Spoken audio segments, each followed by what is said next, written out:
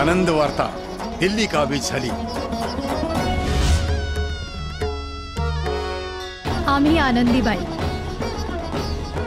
शनिवार वाड्याचे तट भक्कम, तटाला बुरुज 9, बुरुजाला दरवाजे 5।